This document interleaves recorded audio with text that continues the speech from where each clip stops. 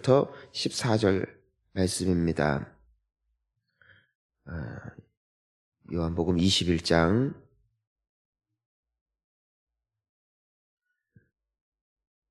1절부터 14절 우리 한 목소리로 말씀 봉독합니다. 그 후에 예수께서 디베랴 호수에서 또 제자들에게 자기를 나타내셨으니 나타내신 일은 이러하니라. 시몬 베드로와 디두모라 하는 도마와 갈릴리 가나 사람 나다나엘과 세베대의 아들들과 또 다른 제자 둘이 함께 있더니 시몬 베드로가 나는 물고기 잡으러 가노라 하니 그들이 우리도 함께 가겠다 하고 나가서 배에 올랐으나 그날 밤에 아무것도 잡지 못하였더니 날이 새어 갈 때에 예수께서 바닷가에 서셨으나 제자들이 예수이신 줄 알지 못하는지라. 예수께서 이르시되 얘들아 너희에게 고기가 있느냐? 대답하되 없나이다. 이르시되 그물을 배 오른편에 던지라. 그리하면 잡으리라 하시니 이에 던졌더니 물고기가 많아 그물을 들 수 없었더라. 사랑하시는 그 제자가 베드로에게 이르되 주님이시라 하니 시몬 베드로가 벗고 있다가 주님이라 하는 말을 듣고 겉옷을 두른 후에 바다로 뛰어내리더라. 다른 제자들은 육지에서 거리가 불과 한 50칸쯤 되므로 작은 배를 타고 물고기 든 그물을 끌고 와서 육지에 올라보니 숯불이 있는데 그 위에 생선이 놓였고 떡도 있더라. 예수께서 이르시되 지금 잡은 생선을 좀 가져오라 하시니 시몬 베드로가 올라가서 그물을 육지에 끌어올리니 가득히 찬 큰 물고기가 153마리라. 이같이 많으나 그물이 찢어지지 아니하였더라. 예수께서 이르시되 와서 조반을 먹으라 하시니 제자들이 주님이신 줄 아는 고로 당신이 누구냐 감히 묻는 자가 없더라. 예수께서 가셔서 떡을 가져다가 그들에게 주시고 생선도 그와 같이 하시니라. 이것은 예수께서 죽은 자 가운데서 살아나신 후에 세 번째로 제자들에게 나타나신 것이라. 아멘. 할렐루야. 오늘 이 내용은 예수님께서 부활하신 후에 이제 세 번째로 제자들에게 나타나신 사건을 기록을 하고 있습니다. 예수님께서 부활하신 것을 이미 이들은 보았고 또 큰 기쁨이 이들과 함께 했습니다. 그런데 우리가 보면은 오늘 이 베드로와 또 그 다른 제자들 보니까 같이 이제는 물고기를 잡으러 가는 모습을 볼 수 있게 됩니다. 예수님을 만나 회복이 되고 또 예수님을 만나 다시 살아났지만 또한 제자로서의 본분을 또 까맣게 잊어버리고 그냥 또 예전의 삶으로 돌아가는 제자들의 모습을 보면은 우리의 모습과 항상 늘 닮아 있는 걸 보게 됩니다. 우리도 주님이 종종 만나 주시죠. 종종 은혜를 주시고 우리가 사실 생각을 해보면은 내가 은혜를 받고 또 내가 뜨겁게 다시 기도를 하고 살아나게 된 기억이 그렇게 오래된 기억이 아닙니다. 세어보면은 하나님은 항상 우리에게 참 가까이 다가와 주시는 좋으신 분이신데 또 잊어버리는 것이죠. 그리고 언제 그랬냐는 것처럼 평범한 일상을 살아가고 있는 그 제자들의 모습이나 우리의 모습이나 비슷한 것 같습니다. 자, 이제는 베드로가 나 물고기 잡으러 간다 하니까 우리도 같이 가자 하고 배에 올랐는데 그날 밤에 아무것도 잡지 못했대요. 그러니까 열심히 했는데 수고했는데 아무것도 잡지 못합니다. 그런데 어떤 분이 와서 너희들 물고기 있냐 했는데 없어요. 그러면은 너희 한번 그물을 배 오른편에 던져봐라. 던져봤더니 물고기가 많이 잡히게 됩니다. 이것은 예전에도 있었던 사건이죠. 베드로가 처음 예수님이 하나님의 아들이심을 인정할 수밖에 없었던 사건도 이와 동일했습니다. 밤새도록 그물을 던졌지만 물고기 한 마리 잡지 못할 때 어느 한 분이 한번 반대편으로 던져봐라. 그런데 이 청년은 어부도 아니고 사실 물고기 잡는데 전문가라면은 자기가 전문가지, 저 사람이 전문가가 아니다라는 것을 알매도 불구하고 내가 말씀에 순종하여 던져보겠습니다 하고 던졌더니 엄청나게 많은 물고기가 잡혔을 때 베드로가 그 예수님 앞에 엎드려서 간곡히 외쳤죠. 나를 떠나소서, 나는 죄인이로소이다. 그게 처음 예수님을 그 하나님의 아들이요 메시아로 고백했던 사건이었습니다. 그런데 그 동일했던 사건으로 예수님께서 다가오시는 거예요. 왜냐하면 그때까지는 베드로나 다른 제자들이 예수님인 줄 전혀 눈치채지 못했거든요. 근데 이 많은 물고기를 잡아서 그물을 들 수 없을 때 7절을 보니까 뭐라고 되어 있냐면 예수께서 사랑하시는 그 제자가 베드로에게 이르되 뭐라고 해요? 주님이시라. 주님이시라.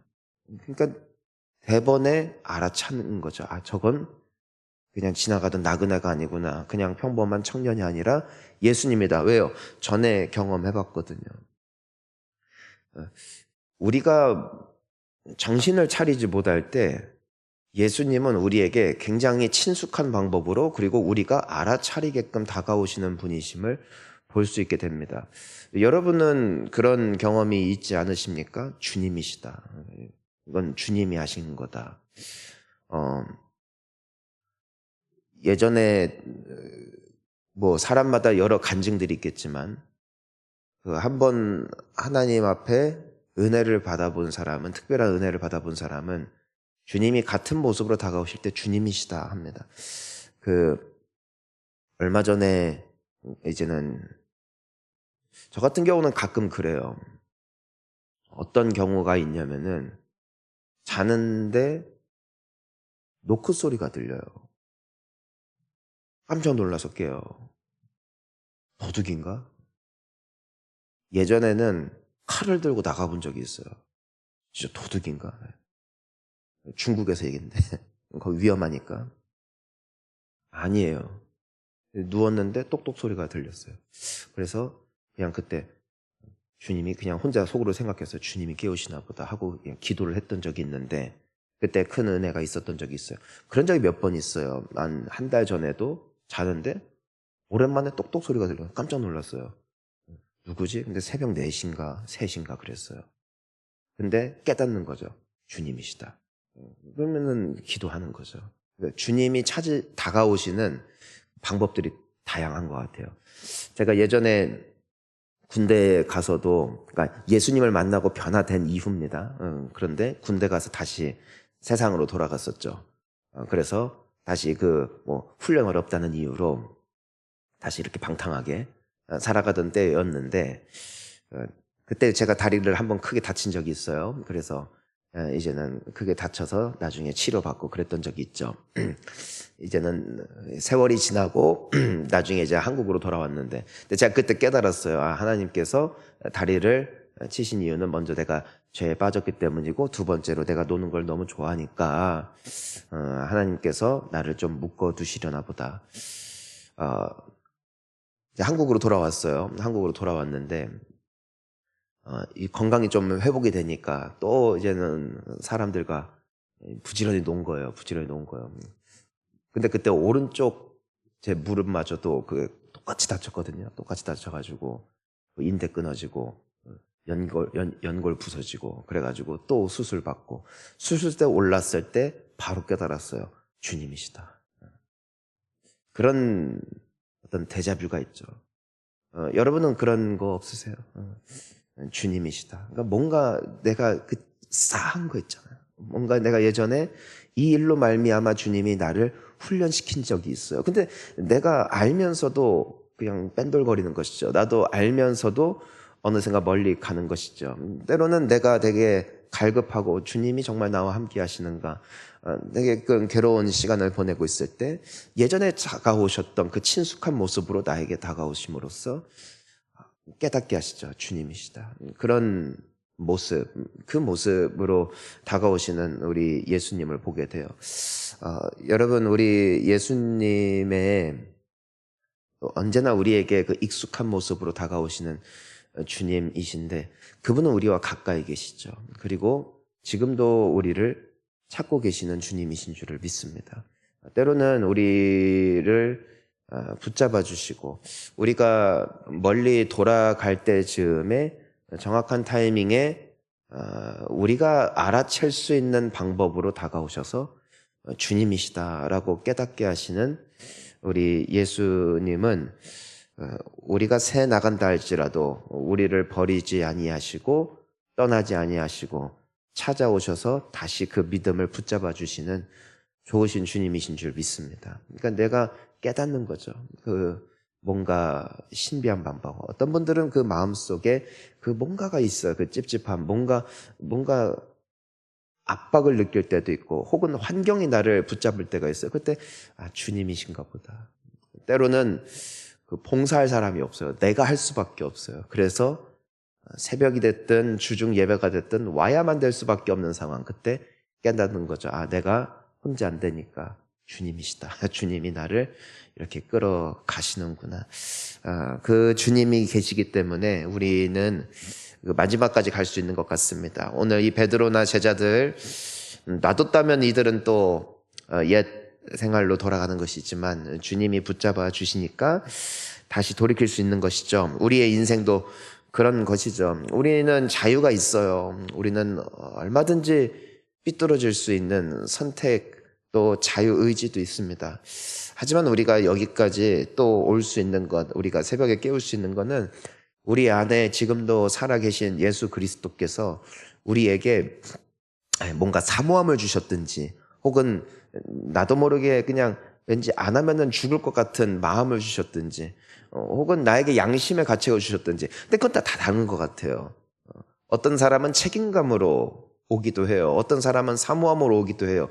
어떤 사람은 습관 때문에, 어떤 사람은 찜찜함으로, 어떤 사람은 그냥 그게 그냥 어쩌다 그렇게 되어서 그냥 아침에 일어나는 게 좋아서 오는 이유는 다 다른 것 같아요. 하지만 분명한 건 우리를 가장 잘 아시는 분이 예수님이시라는 것이고 그 이유가 무엇이 되었던 간에 우리가 여기에 왔다는 것은 하나님의 은혜라는 것이죠.